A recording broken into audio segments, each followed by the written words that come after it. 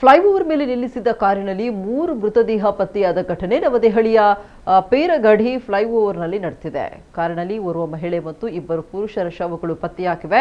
Flyover ಮೇಲೆ ಕಾರೊಂದು ಬಹಳ ಸಮಯದಿಂದ ನಿಂತಿತ್ತು. ಹೀಗಾಗಿ ಸಾರ್ವಜನಿಕರು ಒಳಗೆ ಇಣುಕಿದ್ದಾರೆ. ಈ ವೇಳೆ 3 ಪ್ರಜ್ಞಾಹೀನ ಸ್ಥಿತಿಯಲ್ಲಿರುವುದು ಕಂಡುಬಂದಿದೆ. ವಿಷಯ ತಿಳಿದು ಸ್ಥಳಕ್ಕೆ ಬಂದ ಪೊಲೀಸರು ಪರಿಶೀಲಿಸಿದ್ದು 3 ಮೃತಪಟ್ಟಿರುವುದು ದೃಢಪಟ್ಟಿದೆ. ಶವಗಳ ಮೇಲೆ ಗಾಯದ ಗುರುತುಗಳಿರಲಿಲ್ಲ. ಹೀಗಾಗಿ 3 ಒಟ್ಟಿಗೆ ವಿಷ ಸೇವಿಸಿ ಆತ್ಮಹತ್ಯೆಗೆ ಶರಣಾಗಿರುವ ಶಂಕೆ ವ್ಯಕ್ತವಾಗಿದೆ. ಸದ್ಯ ಪೊಲೀಸರು ತನಿಖೆ ನಡೆಸ್ತಾ ಇದ್ದಾರೆ.